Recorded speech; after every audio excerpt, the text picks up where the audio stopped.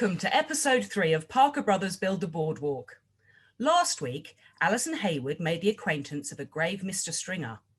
She and Mary now continue their morning errands by paying a call on Lady Denham at Sanditon, while Charlotte minds the Parker children at Trafalgar House. When they arrive, Lady Denham is busy above stairs, so a servant shows them into the drawing room, where the portrait of an older gentleman is hung prominently over the mantel.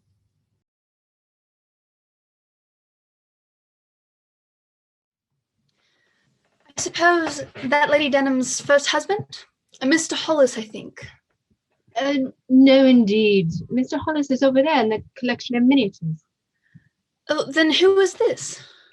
Well, this is Sir Henry Denham. Mr. Hollis had the money, but Sir Harry had the title. I see. Poor Mr. Hollis.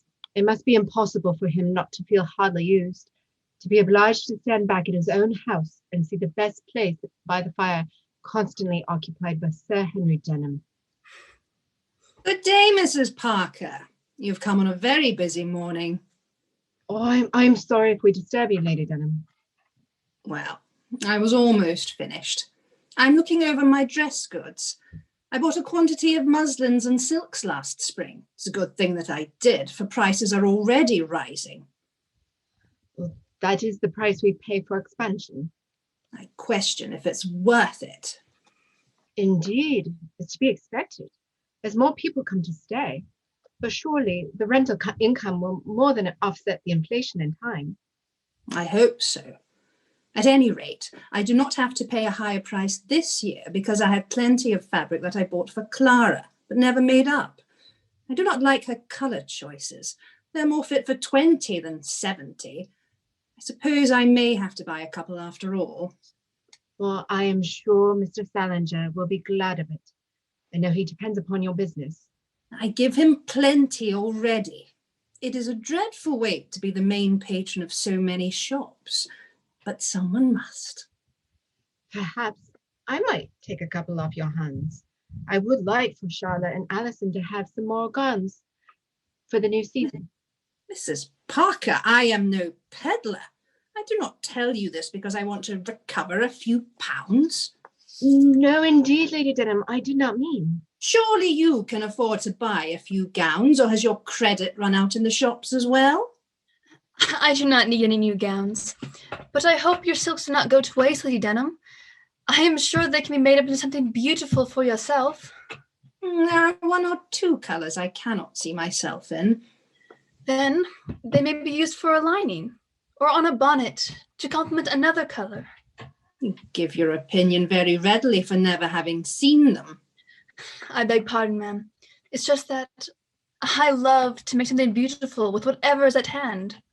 Well, some time or another, I may have them laid out for you. Perhaps you can advise me on how to use them. So, you are all to leave me for London next week. I thought you would at least wait until after Christmas. Well, Tom thinks it's best to go early, and I confess I would prefer to be close to our London doctor. Is Dr. Fuchs not good enough for you? After Tom went to the trouble of spraining his ankle in order to find him, I thought you at least would give him some business. I respect Dr. Fuchs very much, but I feel more at ease with my London physician. I have known him longer, and I do not want to travel once the baby is born. I thank heaven my husbands were too old to want children. I would have managed, however. I never let pain bother me. To be sure, Lady Denham, I have never known you to complain of aches and pains. Here I have lived 70 good years in the world and never saw the face of a doctor in all my life on my own account. And I verily believe if my poor dear Sir Harry had never seen one neither, he would have been alive now. 10 fees, one after another, did that man take who sent him out of the world. No doctors for me, I beseech you. Oh, to be sure, Lady Denham, you are very fortunate in your constitution. So, Miss Allison, I suppose you will be glad to get to London, like every other young lady? Yes, your ladyship. I have never been. For my own part, there is too much noise, too much dust, Too many people clamouring for my attention. I do not enjoy town. But once you all leave, Sanditon will be still as the grave. I like to have a little bit of company. Will you come to town then?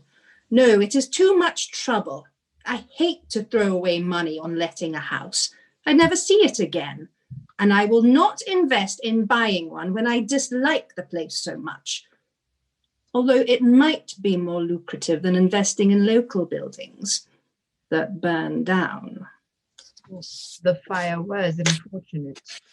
Especially for Mr. Stringer. What did you say? I was just saying that it was especially unfortunate for the Stringers. Well, yes, I suppose so. Well, we shall take our leave, Lady Denham, but will you take tea with us on Wednesday? I suppose I may, but stay. You've only been here a few minutes and I haven't seen a creature all morning. I thought Lord and Lady Babington were still with you. Oh, they left this morning, but I scarce noticed the difference. They were out driving and walking every day in every sort of weather. I was lucky to get a game of cards in the evening. Now that's gone as well. Now that you are come to Sanditon, Miss Allison, you may find a husband. And if you stay till summer, I wager I can find someone with more money than the younger son of a squire. I am not looking for a husband, your ladyship. Exactly like your sister. At least she tried to look presentable. You will not attract anyone wearing such a drab gown. You remember, madam, that Alison is mourning for her cousin who was to marry her. Well, do not mourn too long. You're at the peak of your looks. That should not be wasted. I suppose the only eligible bachelor in town now is Arthur Parker. You danced together at Trafalgar House. What did you think of him? He is amiable. If he does not sink all his money into his brother's schemes, he could afford to support you very well. And what of Mr. Sidney's friend, Mr. Tracy? Then he is to leave us for Antigua. Lady Denham, I must implore you to leave poor Alison alone. She lost her cousin only a few weeks ago. Maybe for the best. I lost a sweetheart when I was 16. Had we married, we would have been poor, so it was just as well. Surely you would have been happy if you loved one another.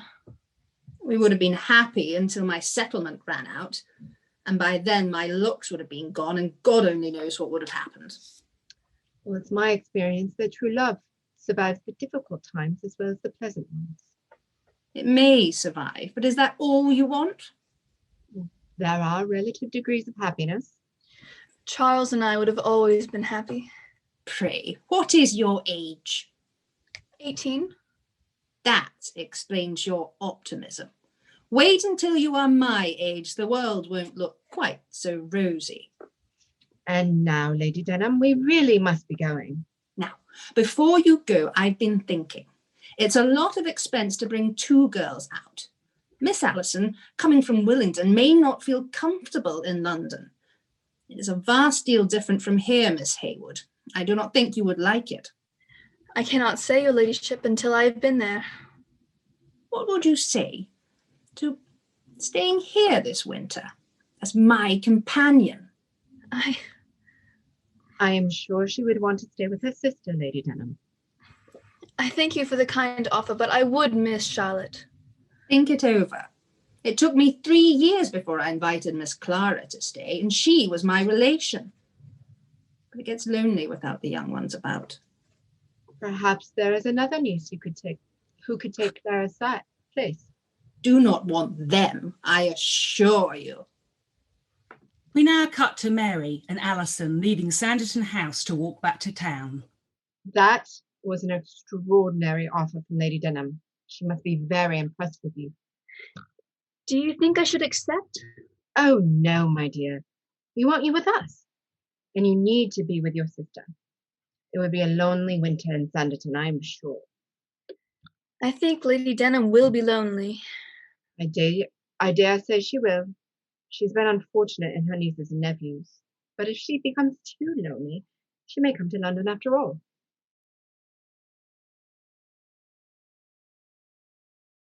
Mary and Alison returned from their call to Sanditon House to find Charlotte writing a letter.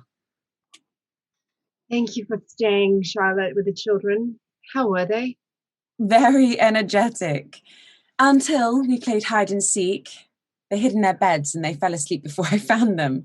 So they are having a good nap and I am writing a letter to my mother. You must thank her again for her apple butter recipe. Cook is making a new batch today. That will be a treat. How was Lady Denham? As spirited as ever. I think she'll live to be 100. Did she find a husband for Alison yet? She's given me the choice of Mr. Arthur or Mr. Tracy. They will only be here a few more days. You must spread your snare quickly, or you will have to fish them out of the large pool in town.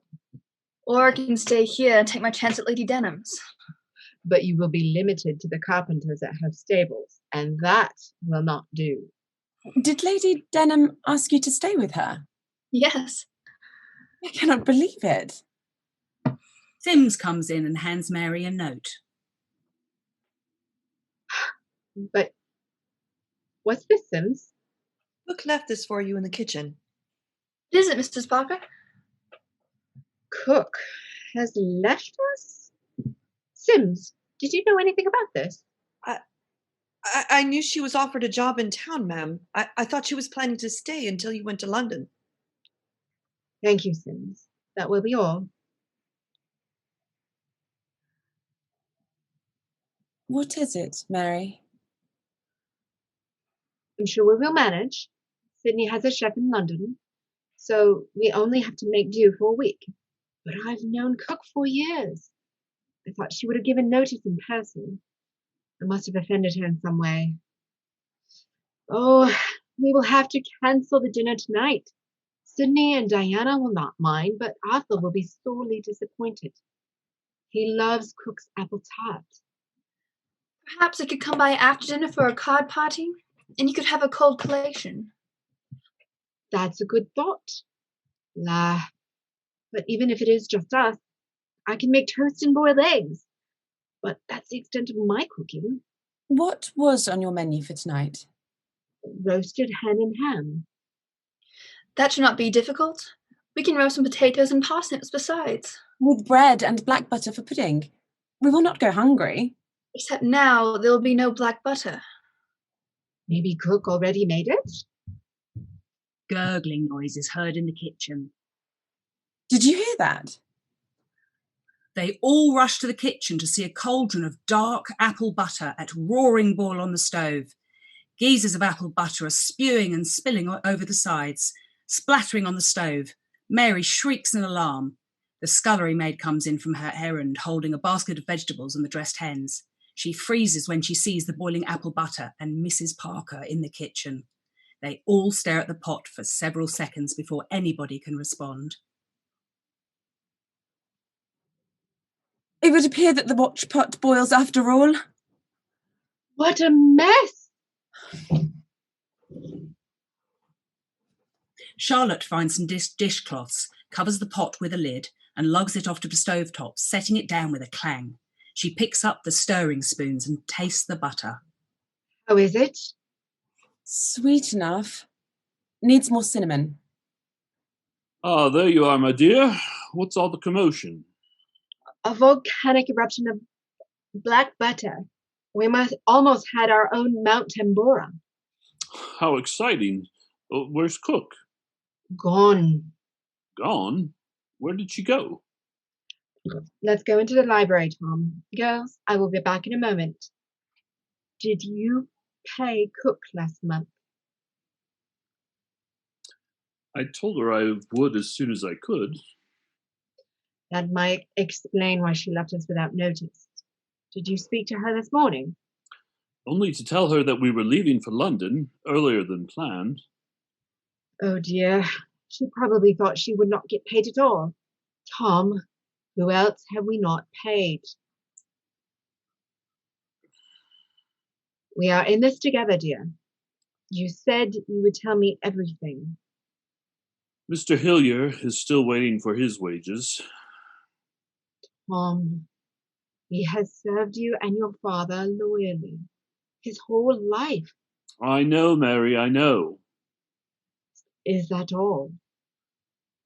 The groom and the stable boys. I had to pay something to Lady Denham this month.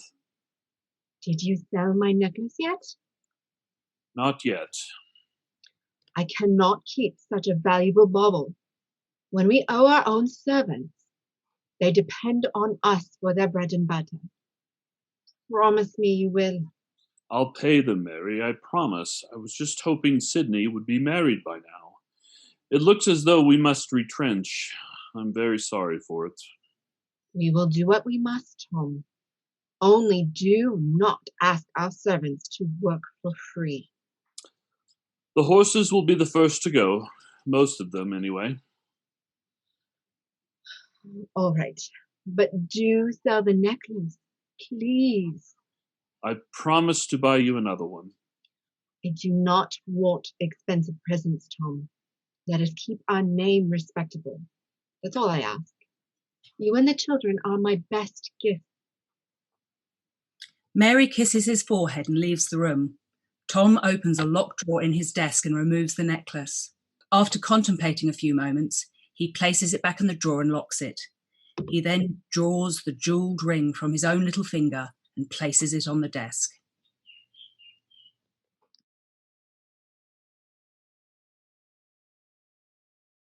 That evening, Arthur, Diana and Sidney Parker arrive at Trafalgar House for dinner. As they come to the door, Sidney peers up at the upper story window. Something catches his eye.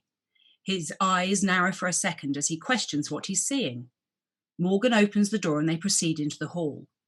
Morgan finds Mrs. Parker in the dining room where she and Alison are bringing platters of chicken and ham to put on the table. He's limping due to the soreness of his gouty feet. The children are certainly quiet today. Sims is reading to them in the nursery. I thought Charlotte was playing a game with them. She was, but I haven't seen him the last hour. Your guests have arrived, Mrs. Parker. I forgot to tell them not to come. Well, we do have 3 hens and a ham. It should be plenty. So, here you all are. I thought you were coming later, but no matter. Mary has worked her magic, and we shall have a fine dinner after all. You mean to say Mary has cooked the dinner? Well, with help from Charlotte and Alison, our cook departed rather suddenly. Oh dear, Mary, you should have told us. Now do not worry about our dinner. We will go back to the hotel this minute. Do I smell roast chicken? Yes, I think there will be enough, if you don't mind a simple meal. Simple is best. Dr. Fuchs recommends eating only vegetables and water, but I think that's a trifle extreme. I wouldn't mind his diet if it included trifles. Are you sure you will have enough? Arthur and I have been shooting today. We are a trifle hungry. Yes, if not, we have plenty of bread and black butter. Black butter? This will be just like our suppers at home at the Downs. Shall we all sit down? Where are my dear nieces? Ah, here is Jenny. Aunt Diana, Uncle Sidney, will you play hide and seek with us? Jenny, it's time for dinner. Do you know where Charlotte is? She's hiding. We can't find her. You can't find her? I can tell you where to find Miss Heywood. You can? You can? But it's dark up there. Will you come with me? Jenny takes Sidney's hand and they go upstairs. At the end of the darkening upstairs hall, a recessed window covered in velvet drapery overlooks the street. Sidney pulls back the curtain to reveal Charlotte fast asleep in a chair, pushed up against the window. Baby James slumbers on her shoulder. Sidney looks at her tenderly for a second. Jenny gently prods Charlotte. Charlotte, wake up. We found you. Why don't we let her sleep? This is a good hiding place, Charlotte. Yes, I thought so. Here, let me take the baby. Dinner is ready. Sydney lifts the sleeping child from Charlotte. She pulls her shawl more tightly around her for warmth and stands up. She's a bit stiff and dizzy from sitting so long in one attitude. She reaches out to the wall to steady herself. Sydney offers his arm, and they all proceed downstairs. Oh, I thought you weren't coming for dinner. Mary forgot to uninvite us. How rude of her. Charlotte, still dizzy, veers towards the handrail. Sydney grabs her arm and pulls her upright. Well, be careful now.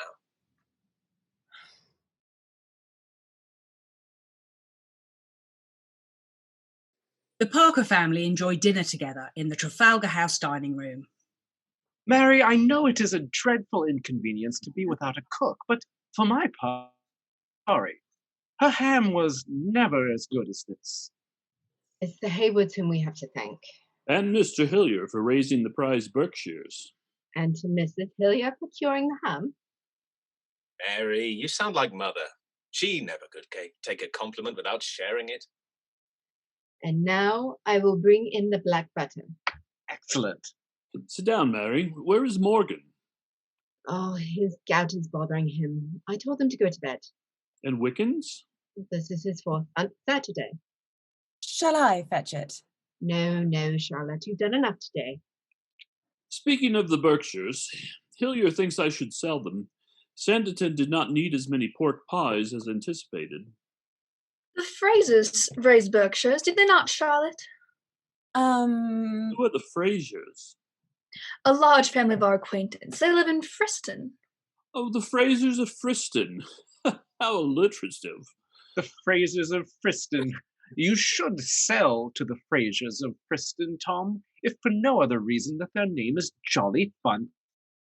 I would be infinitely diverted if I could call the Frasers of Friston my friends. Oh, Arthur. Perhaps the Miss Heywoods could oblige you, Arthur, by securing a lasting convenience of that kind.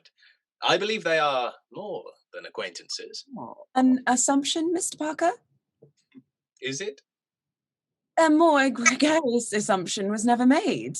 The Frasers of Friston. I don't suppose one is named Frederick. No, but they do have a Francis.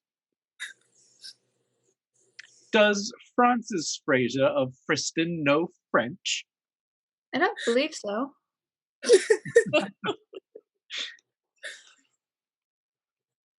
Who wants to try the black butter? What did I miss? What is so funny? Oh, nothing, my dear. I was just telling them I was thinking of selling the extra hogs to the Frasers. The Frasers? Of Friston. Oh. Oh, Mary, I forgot. We have something else for dessert as well. I'll get it. Oh, that reminds me. I have to tell you the story about Lady Denham's pigs. Lady Denham's? Did she take them to the market? No. Did she sell them to the Frasers of Friston? No, you won't believe this. True story. And the only reason I know it is because of Diana. Me? What do I have to do with Lady Denham's pigs? Your lavender water that you make for me every summer. What about it? Well, a while ago, the bottle you gave me ran out. It's very nice, but steals will do at a pinch. So I stopped into Widow Stringer's store to get some. She didn't have any, so I kept asking for it now and again when I'd think of it, but she never had it in stock. So finally I asked her, "Who is buying all your lavender water?" And she hemmed and she hawed, but she would not tell me who was buying it. Ooh, a mystery. Well, then, a month ago, I saw the delivery wagon at her shop, so I stopped in, and there was her brother Ridley from Sanditon House in his muddy boots. I could tell he'd come straight from the barns, but the whole shop reeked of lavender, and when I got up close, I found that he was the one perfuming the whole place. So I said, "Ridley, I've never complimented a pig man on his fragrance before, but you smell like an odoriferous posy." He looked so sheepish. He wouldn't say a word. But Widow Stringer, she couldn't let the opportunity pass to brag on her brother. So she said, "When you keep pigs as clean as Ridley, you start smelling just as purty. Just as purty. Oh, dear Tom, no. And Ridley would not say a word. After he left, Widow Stringer tells me that he is washing Lady Denham's pigs in lavender water every day at Lady Denham's express command. No, Tom, that is too silly. I do not believe you. I assure you, it's the absolute truth. She took it into her head that her pigs stink more than in the common way. Ridley could not persuade out of it, even though she never goes near them herself, until now. Now, she inspects the pigs every day after their lavender bath. You should hear Widow Stringer tell it. She went on and on about how Lady Denham is on Ridley's back like a barnacle until he can stop those pigs from smelling. She said Lady Denham's hired a fancy architect from London town to build her stables, and she don't want it to gettin' about that her livestock is kept like dirty pigs in a sty. What? She keeps her pigs in a sty? How uncivilized. The poor, poor creatures. Oh, poor Lady Denham, the ideas that come into her head. I say poor Ridley, the pungent pigman. Well, perhaps Hillier could sell the Berkshires to him. No, I'm sure they wouldn't smell clean enough. Alison returns with an apple tart and sets it down in front of Arthur, but he's engrossed in the conversation. I'm sure the pig smell will not bother Squire Fraser. I'm liking these phrases of Friston more and more. They are not fastidious. No, indeed, they are not. No, Alison, I was speaking of selling to Lady Denham's pigman. Does Lady Denham want to buy your pigs? Not yet. They would have to be doused in lavender water. What? Oh, it does me good to laugh. And to have my brothers at home, you too, Diana. We only need Susie and it would be like old times. But now we are blessed to have the Heywoods with us again, who are as close to family as anyone. To my dear, dear family.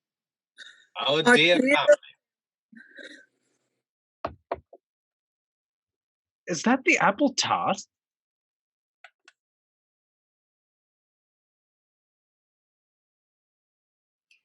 After dinner, the Parker men continue to sit at the table. Tom pours Arthur and Sidney a glass of wine. Sidney picks up the bottle from the table, looks at the label, and shakes his head in disbelief. Babington had this when we were in London. It's very nice. I got several bottles. Delectable. How much did it set you back? Well, that's neither here nor there. I left most of it in London. To attract the best, we must serve the best. Sidney takes a sip and shakes his head disbelievingly at Tom's extravagance. Sidney, your trip to Antigua, how do your wedding plans figure in? Does Eliza go with you? Oh, no. She would be miserable. I don't blame her. I'm not sure I could survive the voyage. Oh, you're made of sturdier stuff than you think, Arthur. You just need to get out in the storm once in a while to toughen up. Do you think so? I do. If Father had not been so ill when I was away at school, he would have kept you out from under your sister's feet. But they mean well, but they mother you too much. In faith, I don't think so. You changed your shirt from the one you had already chosen for tonight. Who told you to do that? Well, Diana, but it does suit me better, does it not? It is not weak to give in to another's opinion, unless it's because you are too lazy to think for yourself. Suit yourself once in a while. I agree. Diana means well, but it's time you let go of her apron strings. But I love Diana, and she needs me. I also love Diana, but I don't let her call the shots in my life. But you let Tom... That's different. What do you mean? I don't tell Sidney what to do. If he wants to marry Mrs. Campion, that's his business. Marrying Mrs. Campion was my decision. Let's leave Eliza out of this. Arthur, I was speaking of you and Diana. You are no longer her baby brother. You are a man. Are you telling me that I should take my own house? Not necessarily. Just look out for yourself, instead of letting Diana tell you what to do all the time. What would you say to my going with you to Antigua? Well, thank you, Arthur. That is generous. But I would rather have you here, keeping an eye out for Georgiana. She is not out of danger. In fact, she will not be free from the pursuit of fortune hunters until she is married. For some reason, people have the idea that she is docile. An easy way to obtain £100,000. If they only knew that she was more lion than that. Yes. It is unfortunate that your duties as a guardian hamper your wedding plans, Sidney. But it only delays it for a while. I'm surprised that Eliza did not insist on a wedding date before you go. She would rather marry now, but I prefer to have this lawsuit over before I become a husband. Well, the bills are just going to keep coming while you're away. I thought we could have the money by now. I'm sorry, Tom. I don't want to leave you in the lurch, but I cannot marry Eliza at this moment. Why not? Because I'm not ready. I don't understand. You've loved her for 10 years. How can you not be ready? It takes time to get used to the idea. Used to the idea? It was your idea. I know. Only because I couldn't see any other way. We only had 1 week before Lady Denham threw you into prison, but she relented, thank heaven. I would not have been so hasty if I'd known she would relent. But we have no idea if she'll change her mind and call in the loan at any moment. You know how unstable her mind has been since her illness. What am I going to do in the meantime to pay the bills? You haven't tapped me yet, Tom, and Diana promised to help as well. Thank you, Arthur. I'm afraid it's going to take more than that, however. It doesn't have to be paid back all at once. You've been living beyond your means for a long time, Tom. If you reined in expense, for example, not buying the most expensive wines, you could pay it back little by little. I know. Investing in Sanditon has taken its toll. I want to live in the manner that would attract gentry here over Brighton or anywhere else. I expected returns much sooner. What do you suggest? I'll leave that for you to work out. But it will have to be drastic. Such as? You may have to give up entertaining for a time. You may have to give up Bedford Place. That should keep Lady Denham satisfied for quite some time. If I am not seen to be wealthy myself, how will I attract the beau monde?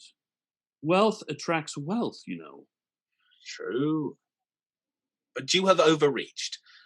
Your vision for Sanditon must wait until we pay the debts. Why can you not marry Eliza now instead of next summer? It's only a few months. You can get used to the idea while you're in Antigua. Don't ask me, Tom. You heard Arthur. He and Diana will be your support if you run into dire straits. Indeed we will, Tom. Tom pours himself and Arthur another glass of wine and offers one to Sidney. Another glass? No, thank you. Save it for something special. I will save it for your wedding. I raise my glass to Eliza Campion. The men leave the table to join the rest of the family, and Charlotte and Alison at the fireside in the drawing room. Tom and Mary sit on the sofa, while Arthur and Sidney stretch out in armchairs. The girls play games with the children in front of the fire. So, Sidney, you are finally leaving us for London. Monday, is it? Yes. I do not think you've ever been home so much since you left for university. By the by, Tom, we saw young Stringer this morning. He said to tell you that the new plans are ready. Are they being altered very much? Not much. There was a flaw in the foundation. He is applying the remedy. I had not realized how clever he was. Indeed. I understand. He is going to London for an apprenticeship. I thought he was giving that up to finish the terrace. We're holding work on that for a while. Winter work goes so slowly anyway. Do you think we shall see him in London? Rather doubtful. We move in different circles. I suppose by some chance at a play or an exhibit, if he likes those sorts of things. Sidney, I want you to look at the plans before you go, if you can spare the time. You too, Arthur. Dear me, I suppose it's time for the tea things. Let me go, Mary. You stay where you are. I'll help you, Charlotte. While the girls get up and move towards the kitchen, Charlotte takes the opportunity to confer with Alison. You did not tell me you saw Mr. Stringer today. Oh yes, I forgot. He did not seem to be in good spirits. That's odd. I've always found him to be pleasant. He's bound to be melancholy since his father died. Yes. Yes, that must be it. Sydney follows this conversation until the girls are gone from the room. Tom brings out the building plans for the terrace and points to them.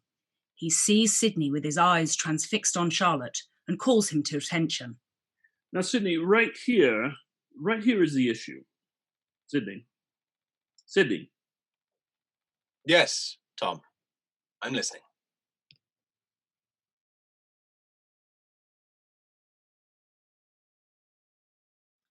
The next morning is a Sunday and the Parkers walk to church. Alison and Tom's oldest daughter, Jenny, are a few steps behind the family. As they pause to read the names on the tombstones, Jenny notices the barren grave of old Mr. Stringer. They stop for a moment. Why does this one have no grass growing? Because it was just dug this year. Next year it'll be covered with grass. Is that what your cousin's grave looks like? Yes, dear. Alison wipes away a tear and Jenny takes her hand. Young Mr. Stringer enters the churchyard and sees Alison and Jenny pausing at his father's grave. Jenny and Alison follow the rest of the Parkers and Charlotte into the church. Reverend Hankins begins his sermon. Our Old Testament lesson for today is taken from the Proverbs. The rich rule over the poor, and the borrower is slave to the lender. And our New Testament lesson extols us on the same subject. Let no debt remain outstanding except for the debt of loving one another. Oh, no. Tom's head jerks up with a startled look. He starts fidgeting with his collar. Oh, no. The message is clear, my good people. To go into debt is to enslave oneself, and we are not called to be slaves of money or anything else, but to use our freedom to serve one another. The Bible exhorts us to pay our debts, to be sure, but... I need some air. Tom, what's wrong? Tom strides quickly out of the church, tugging at his cravat to loosen it. But the Bible has much to say to lenders as well.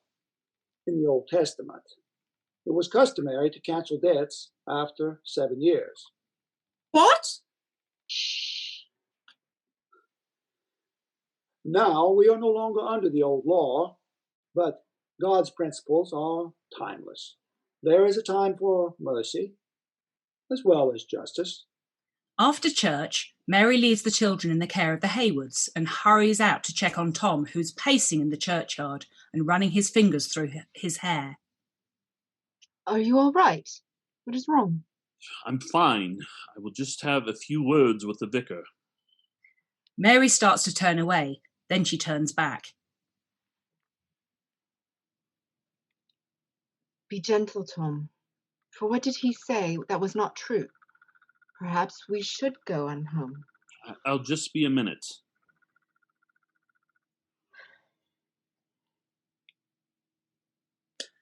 Your sermon started well, Mr. Hankins. I'll give you that much. Thank you, Lady Denham.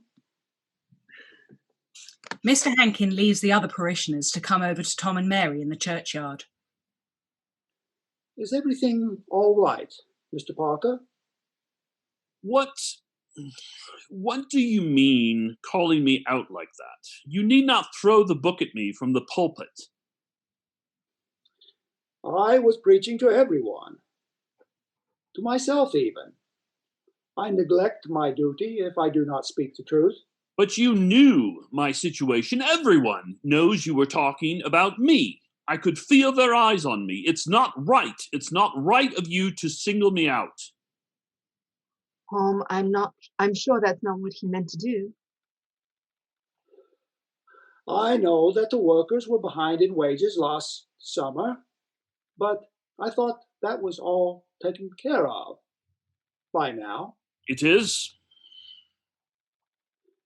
Mr. Parker, it was not my aim to single you out. I am sorry I gave that impression.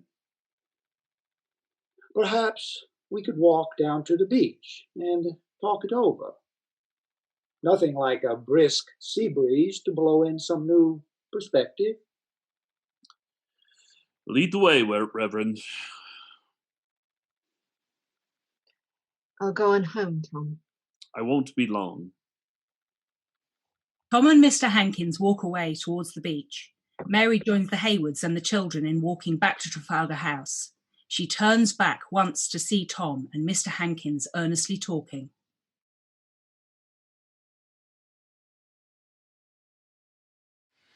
Sidney walks out of town towards the beach. He sees Tom and Mr. Hankins far ahead of him, still in conversation. Tom and Mr. Hankins shake hands. Then Mr. Hankins turns towards Sidney, while Tom continues to walk away down the beach. When Mr. Hankins sees Sidney, he stops for a moment. Ah, Mr. Parker, taking in the sea breezes like a true Sanditonian. Yes, I thought I might catch Tom up.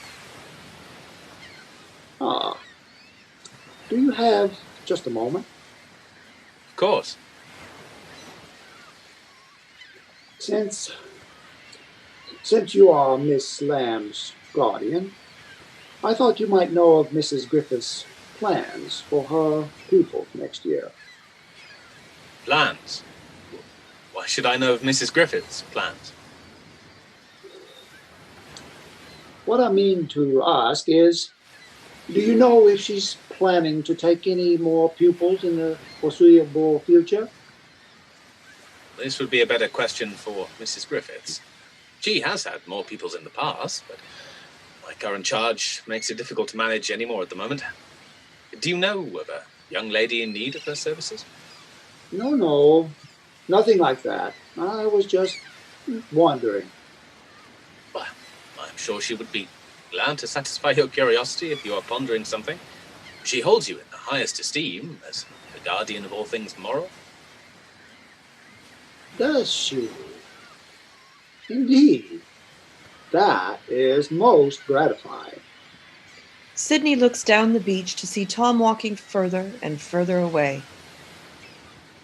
Will you walk with me a little more, Mr. Hankins? It would be my honor. Your sermon today was enlightening. I'm afraid it pricked consciences a bit more than what I had expected. That is your duty, is it not? As a man of the cloth? It is. Not the most enjoyable part of my position, I assure you.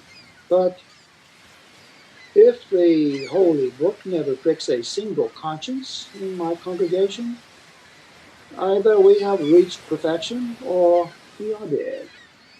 Reaction is a sound of life, I believe. And does the Holy Book have advice about any other things besides money and what not to covet? A great many things. What of a pledge one cannot keep? Oh, yes. There is the verse. If you have been trapped by what you said, ensnared by words of your mouth. That is also in Proverbs. Yes, well, that is very eloquently put, but what does one do? Is a man bound to his word irrevocably? Well, in that situation, the admonition is to humble oneself, give oneself to no rest, and free yourself. But how? Well, to humble yourself would mean to take whatever steps are necessary to pay the debt, even if it hurts one's pride. But what if one has committed something he cannot give? Then he asks for mercy. You are speaking of a monetary debt. Not exactly. I believe this passage could apply to more than just financial obligations. Business is one thing. We do not often find mercy there, but one should expect more from a friend. It never hurts to ask. One would hope. Thank you, Mr. Hankins. Not at all. Good day, Mr. Parker.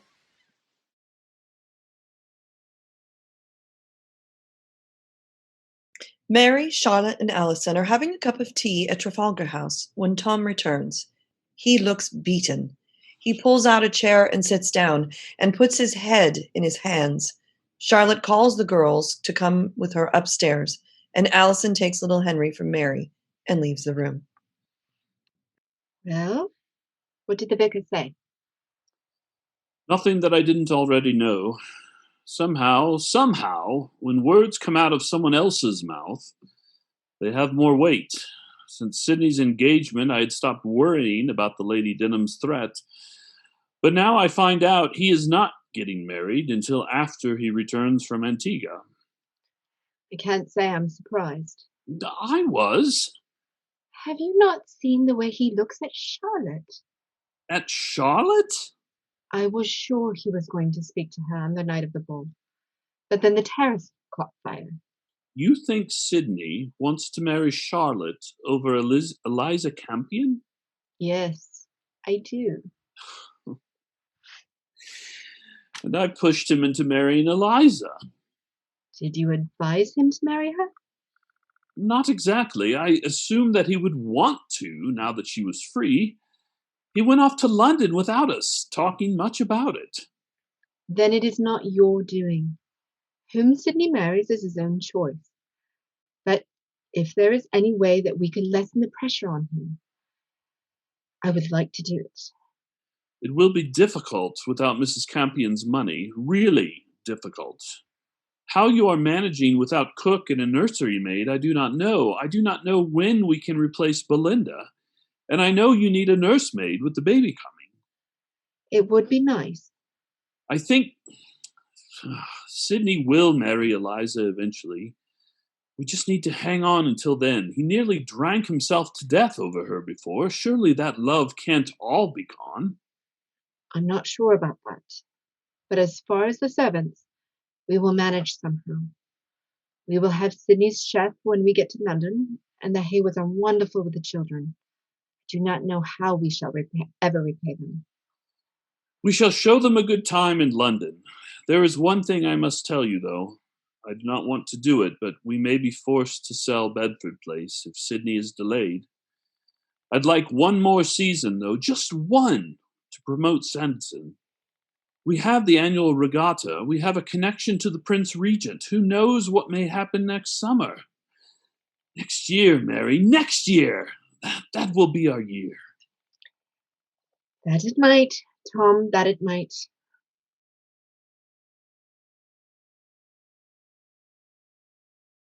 The next morning, Sidney and Mr. Tracy board a coach for London.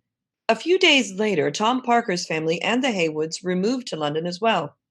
When they arrive at Bedford Place, which is Tom's townhouse and Sidney's principal residence, it is evening and the children are sleepy. Sidney greets Tom with a handshake. Tom holds the sleeping Henry, and Charlotte has baby James, whom Sidney immediately takes from her. The little girls come in with Allison. Hello, girls. Hello, Uncle Sidney. Sims, could you take the children straight to bed? How was your trip, Miss Heywood? Fine. Thank you. And Miss Allison, how did you like your first glimpse of London? There are so many people, and the houses are so crowded together. Yes, I remember the first time I came to London. I thought the same. I do not know how we shall know what time it is. I cannot see the sun rise or set. Well, that is why we have plenty of clocks. Wait until you see Park Place. My sisters have 2 in every room. Georgiana is more afraid of being late than she is of catching a chill. Georgiana is your sister? The only one you have not met. Girls, shall I show you to your rooms? Would you like me to take James upstairs, Mr. Parker? Oh, no, thank you. There is no hurry. He is already asleep. Well, good night, then. Good night. Charlotte and Allison turn to go upstairs, and Mary shows them to the room that they will share. I say, Charlotte, this is grand. And Mr. Sidney has been nothing like the rude fellow that you described in your first letters. I think you must have done him a great deal of good. Perhaps I did. But I would prefer him to be taciturn and uncivil so I could cease regretting him. You don't mean that. I wish he'd just go. I wish I'd never met him, and yet I don't. I know what you mean. It hurts to remember, but I wouldn't want to forget.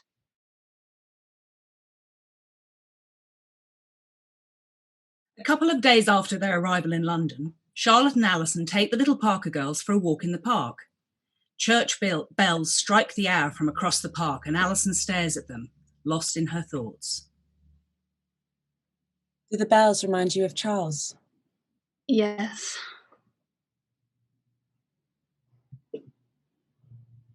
Charlotte takes her arm, and they walk a few steps in silence. Then Charlotte sees a familiar face coming towards them in the distance. Is that... Look there! Does that man not look exactly like Mr. Stringer? It is Mr. Stringer. I cannot believe it. This is very lucky. How do you do? Well, and you? Very well. Are you staying nearby? Oh no, not here, miss. But on Sundays, I like to get out and see a bit of London. It's a very pretty part of the city. So it is. We've decided to take a turn in the park whenever the weather is fair. I did not think you would be in London so soon. My apprenticeship starts in January. But Mr. Milsham had a few early odds and ends jobs for me to offset the cost of my board. I see. There's an awkward pause. Alison continues to stare at the church, lost in her own thoughts. And what do you think of London, Miss Alison? I cannot tell you. We have not seen much of it yet. We have been to a ball and a play, but nothing more so far. I see. And you? Do you have time to visit the sights? Have you been to the tower? No, but I plan to. I've been to see St. Paul's. Perhaps Mr. Parker will take us sometime. You must see St. Paul's. Mr. Wren was a genius. Where do you attend church, Mr. Stringer? I plan to visit a new church every Sunday. I like to study the various styles of architecture. Well, we go to chapel just down the road. You can see the steeple from here. The building is rather plain, so that may not entice you, but the rector is very eloquent. I came away last week with several new insights. I'm in need of new insight. Do you attend there every Sunday? Yes. Will you all be there this Sunday week? I think we will. Charlotte, I'm getting cold. Yes, darling, we shall go home directly. Perhaps we shall meet again soon, Mr. Stringer. I hope so. Good day, ladies. That was a fortunate meeting. What do you think of Mr. Stringer? He seems agreeable. He is very amiable. I'm afraid he thought you were rather bored. Do you think so? I hope not. Charlotte, I do feel like I'm walking in a fog. Oh, Allie. Charlotte takes Alison's arm again, and the two walk home, holding the hands of the little girls.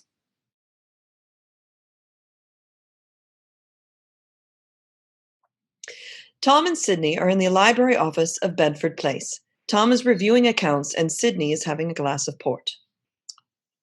I want you to know, Sydney, that I really appreciate all the sacrifices you're making. I will pay you back. It's not necessary, Tom. You needn't have sold all your horses. You helped me when I needed it. I am only returning the favor. Still, you will need a horse to ride when you come back. I did keep my hunter, in case Georgiana wants to ride in the spring. Did you find a buyer for yours? Not yet, but all the rest are gone, except for one pair of carriage horses and the farm horses. That, with the monthly payments you are already making, should keep Lady Denham happy for a bit. What is your plan for this evening? Charlotte appears at the door, unseen by the men. Tracy and Babington are taking me out for a drink and a few hands, but they should be here any time. I thought you might have given up the tables by now. Sydney sees Charlotte at the door, but replies to Tom. I have, for the most part. This was Tracy's idea, our last frolic before we set sail. Oh, what could we do for you, Miss Heywood? Mary sent me to see if you could come upstairs. She wants to ask you something. To be sure. Have a good time, Sydney, but not too good. Are you going out, Mr. Parker? It's not an assumption, for I heard you say it. As you say, Miss Heywood. I can tell you have an opinion. What should I have done? Or what have I done now? Come, out with it. Are you sure you want to hear it? I shall save my breath to cool my porridge if it is to fall on deaf ears. I know I have not always been an eager listener. Go on. I will hear whatever it is you have to say. It is only... If Tom had to rescue you from gambling debts once, and Mr. Lamb another, why do you still put yourself in the power of those who lead you down that same path? You think I am that easily led? It sounds like you are going quite willingly. I hope you will not lose the money to buy your passage back from Antigua. Perhaps you would rather I stay in Antigua. I did not say that. Not to worry, Miss Heywood. It's just a bit of fun. Babington's a good sort, and I can handle Tracy. I believe you can, when you have your wits about you. What's that supposed to mean? Charlotte looks at the bottle sitting near him. Sydney sees what she's looking at and shakes his head slightly. Charlotte turns away and leaves. Sydney lifts the bottle to refresh his glass, but then decides against it.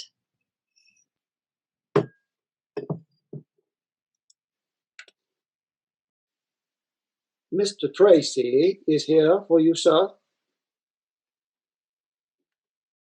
Tell him I will be down directly.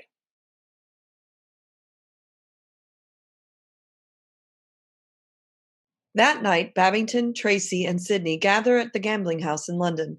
Mr. Tracy pours the last bottle into Sydney's glass and hails the waiter for another bottle. The game ends with Sydney as the winner. I've lost enough for tonight. I'll call it a night. It's only midnight. Early for you, isn't it? I'm a married man now. Cards do not hold the charm that they once did. Babington, we are the charming company that we always were. What is Esther compared to us? A great deal more than I can tell you in 5 minutes. I bid you good evening, gentlemen, and safe journey, should I not see you tomorrow. The men stand, and Sydney and Tracy both shake his hand. Babington leaves. I hate to see a good man turn soft. I would not be reined in by a woman this early in the evening. Do not get married, Sydney, or at least do not marry for love. I would like to see what Reginald Tracy looks like in love. You will eat your words one day. I never shall. You'll never see me weak from the influence of any woman, no matter how beautiful. Now, exactly how lucky are you feeling? I'm done as well. Calling on Miss Campion tonight? No, I will see her tomorrow evening. I'm to dine there. You're invited too. Ah, then what's your hurry? Tracy tops Sydney's glass off. It's our last evening. Drink up. 5 long weeks before we get to sunny Antigua. We will need all the fortitude this bottle can afford. Tracy raises his glass and Sydney does as well, but only takes a nip before putting it down. Tracy pulls out a letter and hands it to Sydney. Speaking of luck, I received a last-minute offer from Mr. Lamb's lawyer today. I would have brought it round earlier, but it was detained at my aunt's. The lady has impeccable timing for her seizures. I begin to think she will not survive the winter. What does he say? What is this £12,000 he speaks of? If you would rather not make the journey, they are willing to go to court without you. They will provide you $12,000 now as insurance, should the case not be settled in Miss Lamb's favour. It is a bribe, then? They look on it as a goodwill gift. They think they are sure to win, and hopes you would be glad to avoid the winter voyage. If they think they are sure to win, then there would be no reason for a bribe. Do you think that they are likely to win? I dare say they are overconfident. My associate tells me the details of the will are such that Miss Lamb's claim is almost sure to be upheld. I almost think you do not need to go at all, whether or not to take your money. What do you advise? Save yourself the trip, my good fellow. Marry your beautiful Mrs. Campion. Enjoy life. I'll think it over. As you wish. Until tomorrow, then.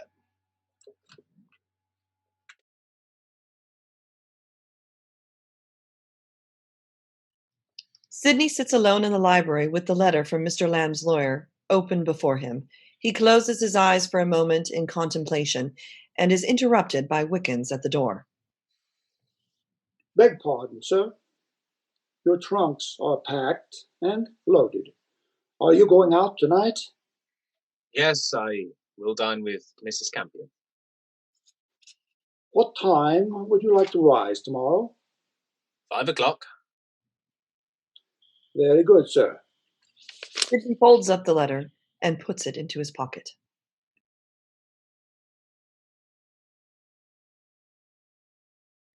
On the same afternoon, Mrs. Griffiths brings Miss Lamb and the Miss Beauforts to a matinee, along with Charlotte and Allison.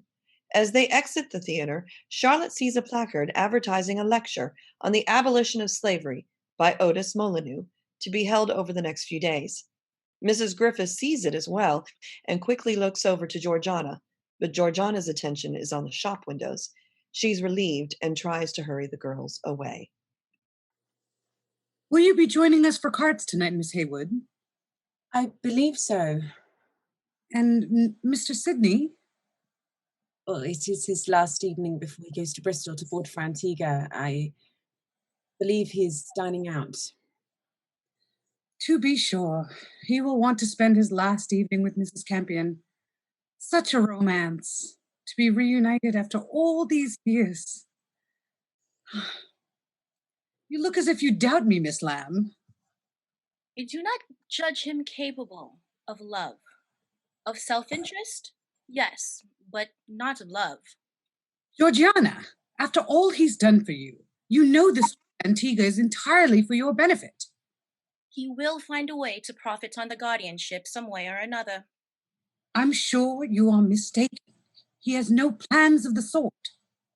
La, Georgiana, you should have made Mr. Sidney fall in love with you. Then you need not have worried. That will never happen. I would not mind if he fell in love with me. Him and every other bachelor in England. What was that? It's just that There are so many other eligible bachelors. I think we should leave Mr. Sidney to Mrs. Campion. They're perfect for each other. Indeed, they are. Such similarities of mind, such beauty, such class. Here's our carriage, ladies. Let's go. Do not dawdle. Charlotte speaks aside to Georgiana as the others enter the coach. Did you see that placard? Mr. Molyneux is speaking here next week. What is that to me? I do not wish to see him again. He made a fool of me once, and Sidney Parker, of all people, had to rescue me. I'll not put myself in his way again. I do not think he had any idea you would come to harm by his words. And that is what makes him so dangerous. The girls climb into the carriage, and they depart.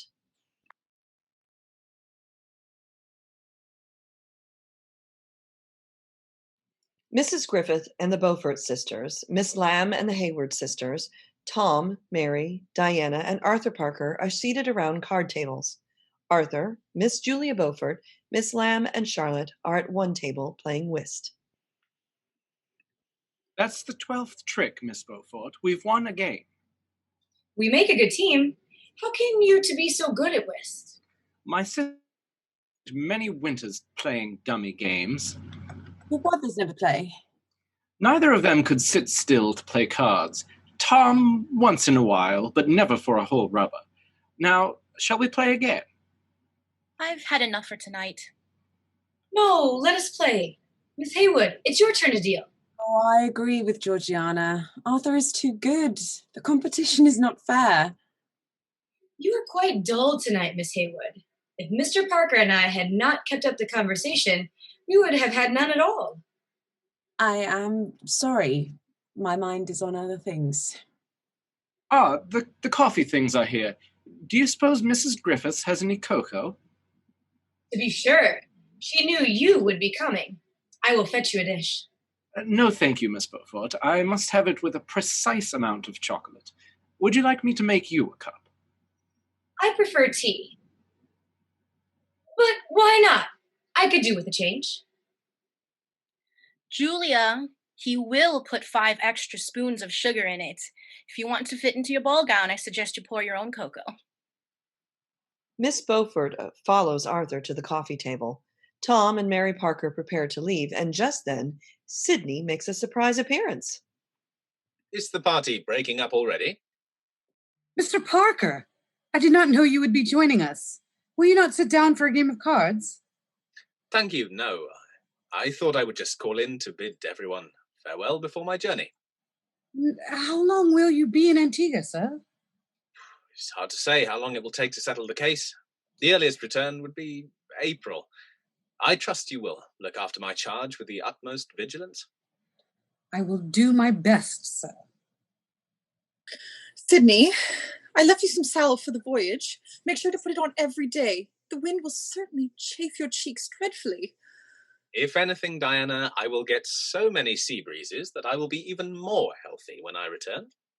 Sidney, you know the winds of the Atlantic are much stronger than Sanditon breezes. In this case, it is too much of a good thing. And make sure to take the scarf that my sister made for you. She's been knitting it for 3 weeks. Thank you. I will. Where is Susie tonight?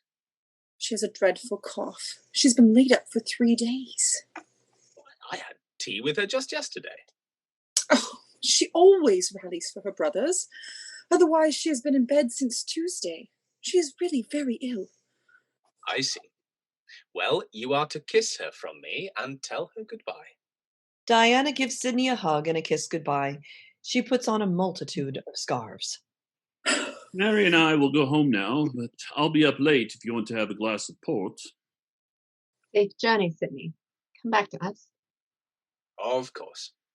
Mary, who is by now in her last trimester of pregnancy, gives him her hand, which she kisses. Are you coming, Arthur? You know you always have a sore throat when you stay out on cold nights. I think I shall stay a while, Diana. Miss Beaufort has not yet honored us with the new song she has learned, which she promised to do. Are you all finished with cards? I've not played whist in a while. Tom, I could bring the Miss Heywoods home if they would like to stay. That is handsome of you, Sydney. What say you, girls? I think it would be lovely. Thank you very much. We shall see you back at Bedford Place, then. Good night. You must play at our table, Mr. Sidney. Then we need just one more. Georgiana, do you want to play one more game? No, Charlotte may play. Are you too tired, Miss Heywood? I suppose I can play one more. The cards are dealt, and Sidney and Charlotte oppose Arthur and Julia Beaufort. Sidney and Charlotte win the game. Arthur, I thought you had more trumps. You said your brother was no card player. Is that why you invited me to play?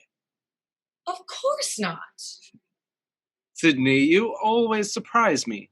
Since when did you become a whist player? Oh, I've plenty of practice at cards. Too much, really. But in whist, a good partner is necessary to win. And a few good cards. A very few suffice if played well. You did nicely with the hand you were dealt, Miss Heywood. I hope I always do, sir. I don't ever remember you ever playing cards at home. No, I'd have been better off had I limited myself to playing with people I could trust. I say, Miss Heywood, your sister looks tired. Shall I order the carriage? Yes, thank you.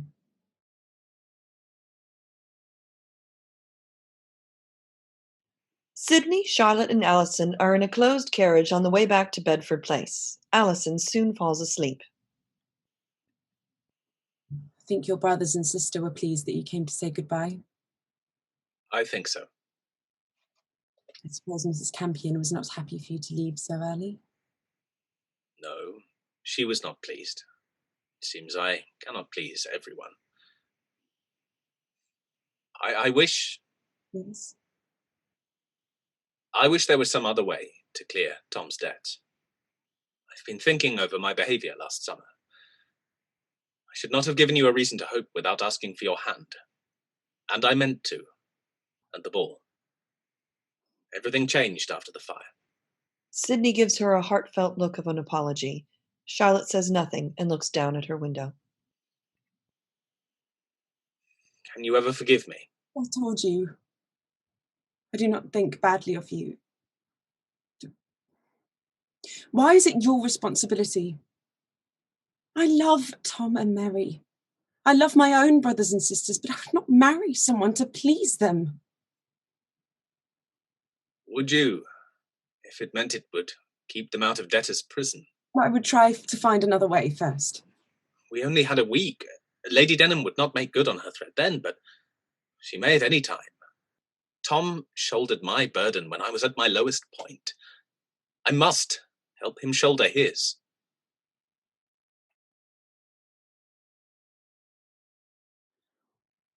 When they reach the house, Allison awakens and goes upstairs alone.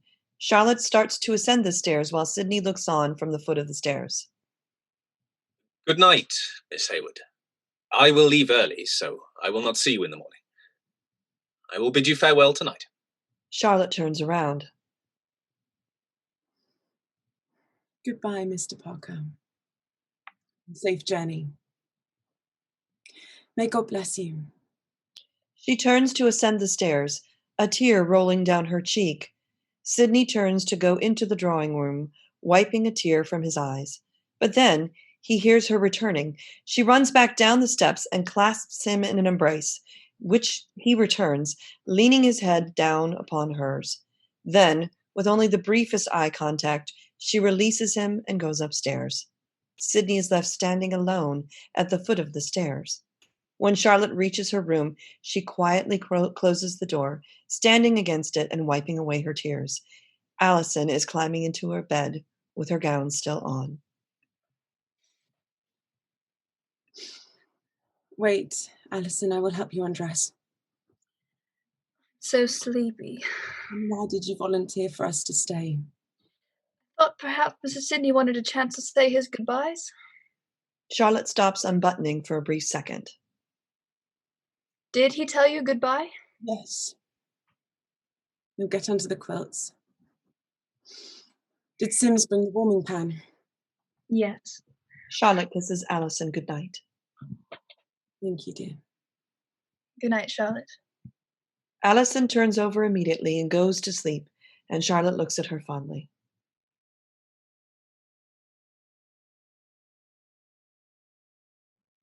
Early the next morning, Sidney stops at Mr. Tracy's townhouse to collect him for the journey to Antigua. The butler opens the door. Is Tracy ready? Sir, he was called away in the middle of the night to his aunt's bedside. He left you a note. My dear fellow, my aunt is dead. As her closest relative, I cannot leave her. I am enclosing a letter of reference to my colleague in Antigua, who will serve you well. The case should not be difficult. I fully expect you to win, with or without my legal counsel. My utmost apologies for leaving you alone in this journey. Again, I counsel you that it is not needed, but if you think it best, then a safe journey. I am your obedient servant, Reginald Tracy. Sidney shakes his head in disgust, lunges back into his carriage, and the carriage starts for Bristol.